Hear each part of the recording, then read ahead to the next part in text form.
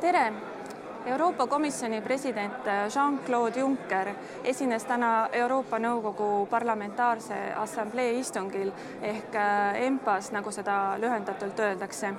Ta rääkis rändekriisi leevendamisest ja suhetest Türgiga ning olen täna palunud siia sel teemal rääkima Eesti EMPA juhi Marianne Mikko ja Eesti delegatsiooni liikme Jaak Madissoni.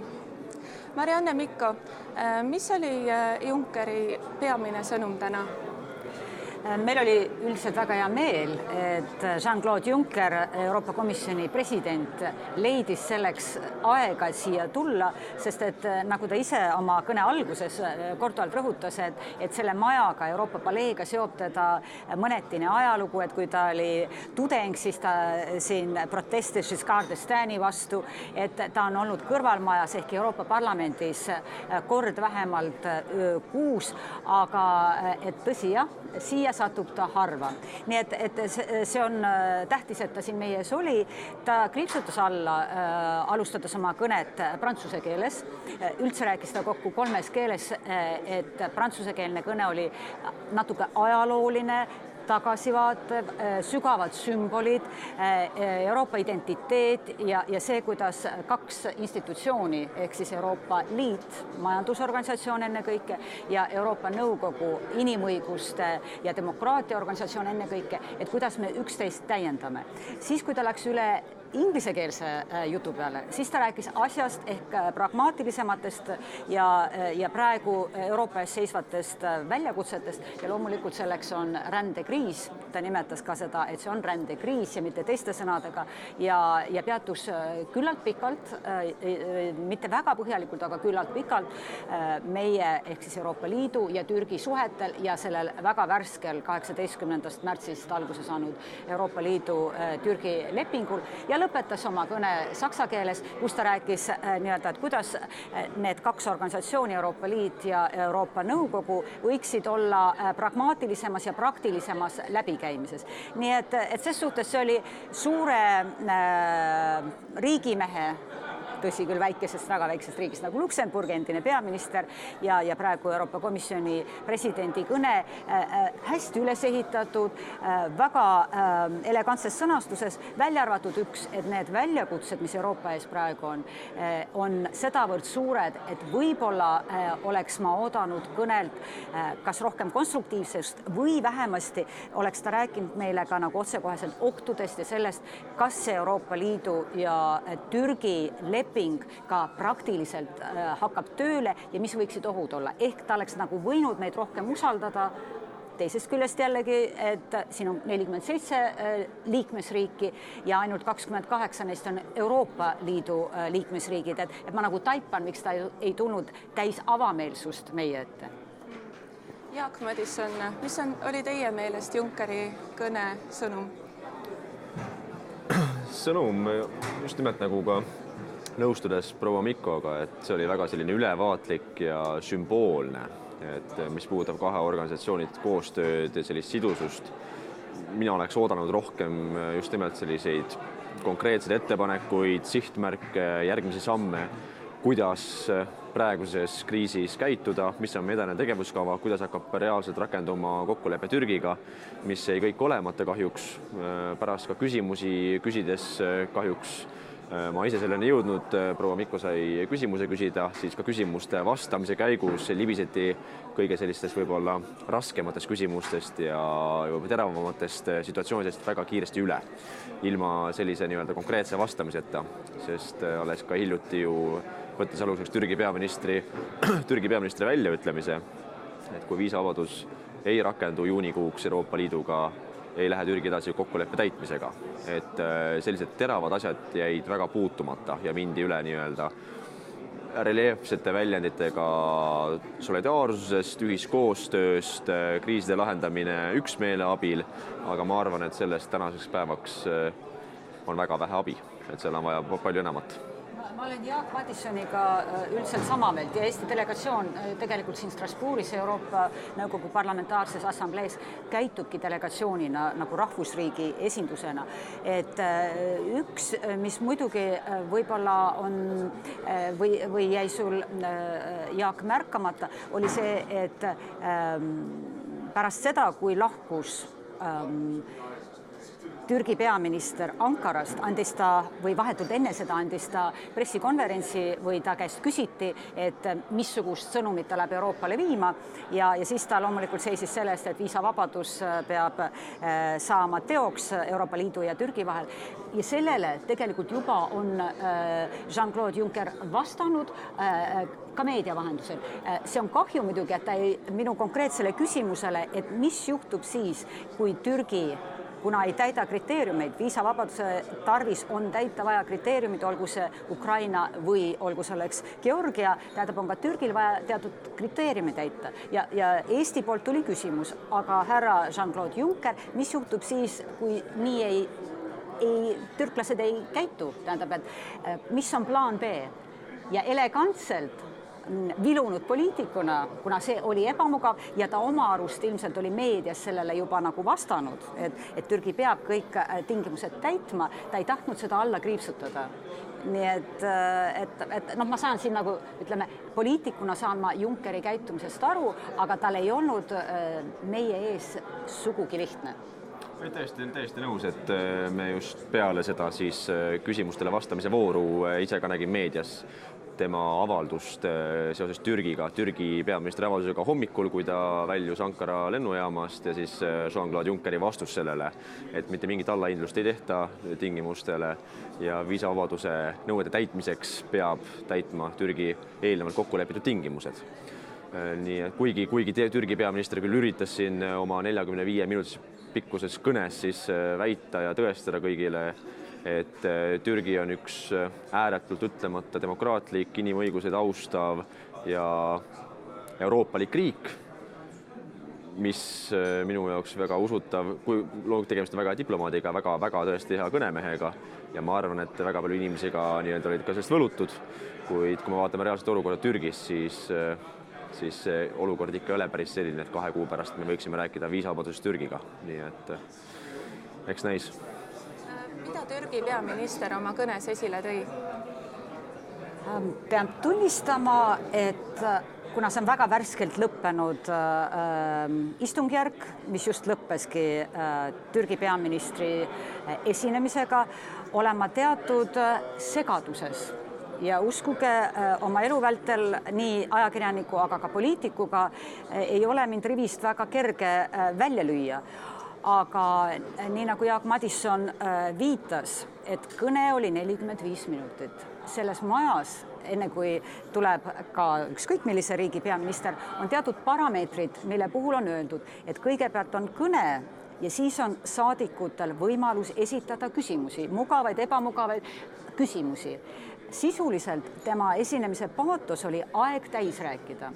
Tunnistan, kõne selline peast esitatud ja oma dramaatikaga ja aplausidega, mis muuseas tähendab, olid algul nagu huvitavad ja pärast läksid saadikute pilgud üles tähendab külaliste rõdude ja me saime aru, et seal olid fännid kaasa võetud. Ehk teisisõnu, peaminister tuli oma fännklaabiga, kellel kas oli antud ette, et sellel kohal tuleb plaksutada. Seda ma ei usu, küll aga intuitiivselt türklased tundsid, kes olid kaasas selleks, et alla kriipsutada sõnumeid, et nad õigel hetkel hakkasid plaksutama. Aga mis muidugi lõppkokkuvõttes pöördus peaministri vastu sellepärast, et seda oli liiga palju. Kui algul ei saanud aru ja jäi tunne, et meie ise plaksutasime ja ütleme Türgi saadikud, siis pärast oli selge, et see on läbi mängitud ja lavastatud ettekanne ja vaat sellest hetkest, kui see lavastus hakkas nagu läbi kumama, hakkasid sa kõike, mida Türgi peaminister meile rääkis, võtma juba koefitsiendiga. Ja seetõttu ma jõuan tagasi, et ma olen kergelt segaduses, et Türgi Euroopa Liidu leping oma olemuselt ja sellelt, mida Euroopa nagu tahaks ja väga loodab Türgilt, on üks asi ja on õilis asi. Aga see, keda me nägime siin meie ees, oli selgelt see, et ajada oma asja, kus ta pani ühte patta terroriorganisatsioonid, kaasa arvatud PKK, kes on nende kurdi organisatsioon. Korduvalt tuli ta selle teema juurde tagasi terroriorganisatsioonist ja ta rääkis nagu siseriiklikust asjast. Milleks meil see? Meil seda tegelikult ei ole vaja. Meil on vaja lihtsalt see, et kas muugeldamisele pannakse lõpp, kas tähendab inimohvrid on tähtsad nii nagu meile ka neile, kas tähendab, me nagu vaatame ühes suunas ja oleme ühte meelt, et seda kriisi ei kasuta keegi ära. Mul jäi natuke mulje ja võib-olla Jaak Madison väidab vastupidist, et ta oli väga hea kaupleja, nagu üldiselt türklased Türgi basaaril kauplejad on. Ja siin ma nõustun prantslastega, et me peame olema ettevaatlikud, et see viisavabadus tuleb täpselt siis, kui selleks on õige aeg. Nii et lõppkokkuvõttes ma ütleksin peaministrile ja tema kõnele tagasi vaadates, et see, mida ta või türklased, nende eliit tuli Strasbourgi ajama, sai täidetud teatud määral, sest midagi doseeriti üle, et seal oli liiga palju Türgi maiustusi, mille puhul see ei läinud kaupaks. Vähemasti mul jäi see mulje. Mina üldse ei vaid vastu, ma olen täiesti nõus sellega, et türklased ongi väga head kauplejad ja väga head läbirääkijad ja oma nõudmiste esitajad ja nende läbisurujad. Et sellega, millega ma nõustun, et ka mina vaatasin juba, kui 30 minutit oli möödas ja uus plaksutamise voor tuli kätte, siis ma hakkasin kuulma, et see ei tule mul kõrvalt ega siit otse selja tagant, vaid see tuleb kuskil kaugemalt ja vaatan siis üles ja vaatasin kogu rõdu lihtsalt massiliselt rahvast täis, kes kõik plaksutavad. Ja mis on muidugi väga muljetavaldav, et sa tuled siia esinema, sa räägid peaaegu kogu aja täis, ainult 3 või 4 küsimust, mis saadi esitada, nendele vastati siis 3-4 minutit, nii et lõpuks oli kell siis 1 ja oli ka aeg siis juba ära minna. Ja, see on nagu, ütleme, see tehniline laad, aga see, mida ta härra Davutoglu tuli meile nagu pakkuma, oli see, et Türgi on Euroopa, meie Euroopas ja ta ei unustanud alla kriipsutada seda, et türgi keel on väga hiljuti on ta saanud üheks ametlikuks keeleks, ehk türklased saavad, nagu ka aserid, rääkida oma emakeeles, et Türgil on terrorismivastases võitluses väga selge oma koht ja Türgi on täitnud kõik oma kohustused väga hästi ja et ka neile on tähtsad inimkaotused ja see, mis toimub Vahemerel. Ta tegi seda osa, täitis ta päris hästi. Aga see, millest võinuks ka rääkida ja millest tegelikult, kui nüüd võrrelda Junckerit ja Davutoglut, jah, aitäh, et siis kui Junckeril oli see aus koht, tähendab olemas, et usume, et see meie leping saab jõu ja läheb kõik nii, nagu me eeldasime, siis ja rääkis ka viisavabadusest, nii-öelda küll kõrvallauses, siis tegelikult peaminister leidis selle, et see on just nagu juba sündinud fakt. Kogu oma lause ehituse ja oma kõne ülesehituse poolest oli see kõik nagu ühte väravasse. Et see nagu ei tegigi, et meil ei tohiks üldse küsimust sellel teemal, et me oleme täiesti samamoodi, meie türklased oleme täpselt samasugused, nagu olete teie eurooplased ja me olemegi kõik üks. Ja minul vastupidi tekkis see küsimus, et ilmselt on seal olnud ratsionaalne iva, miks me Türgiga Euroopa Liidu kontekstis oleme väga pikalt läbirääkimisi venitanud. Sest see mentaliteet, millega me olime täna silmitsi, ei ole veel järele või valmis Euroopa Liitu astumiseks mentaliteet, mida ma usuks. Euroopa Liit on otsustanud eraldada 3 miljardit eurot Türgi... 3 miljardit tärskelt, see on see uus rahastus.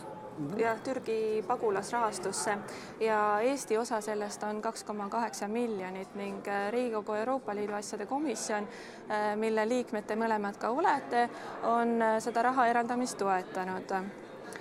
Kuidas te hindate pagulaskriisi leevendamise hetkeseisu praegu?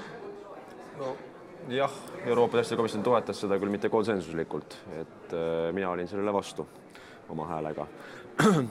Sest nagu ma olen ka varem öelnud, et tegemist on väljapressimistaktika Türgi poolt. Tegelikkuses antud süsteem, kogu see pakett ja paketi üheks osaks on edasiminek läbirääkimistega viisavabaduse saamiseks, liitumisläbirääkimiste taasalustamine või siis selle nii-öelda paketi avamine ja mille üks osa on ka siis 3 miljardi eraldamine, millest Eesti osa on 2,8 miljonit eurot ja siis nii-öelda migrantide vahetus illegaalsest legaalseks rändeks.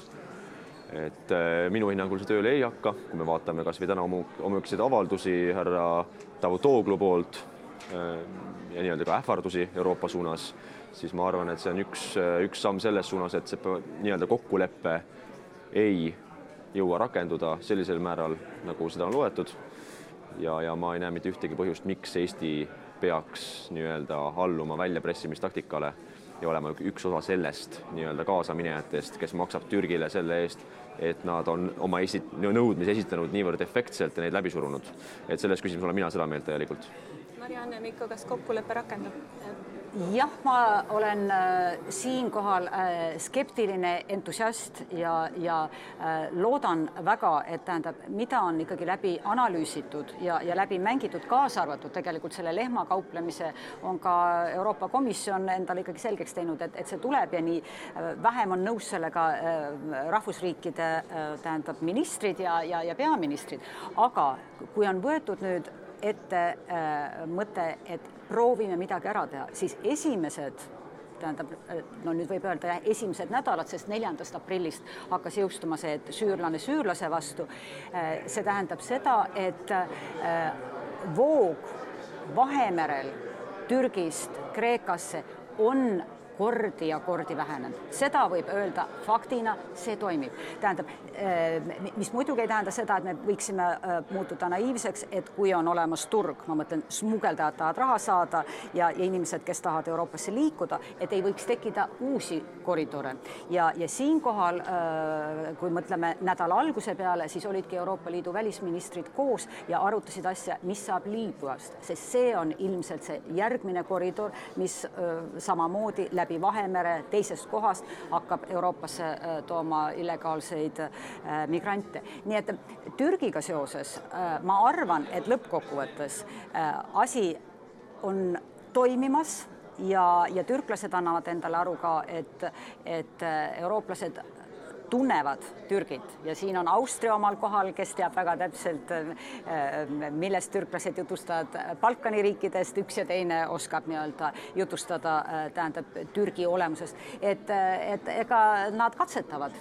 Ses mõttes meil on Jaak Madissoniga täiesti üks arusaamine, et nad katsetavad, aga see ei tähenda seda, et eurooplane on naiivne, ehkki ta võib nii-öelda oma selliste retooriliselt kõrgelennuliste sõnadega just nagu aeg-ajalt võib-olla jätta mulje, et Euroopa eliit ei saa aru. Saab küll aru.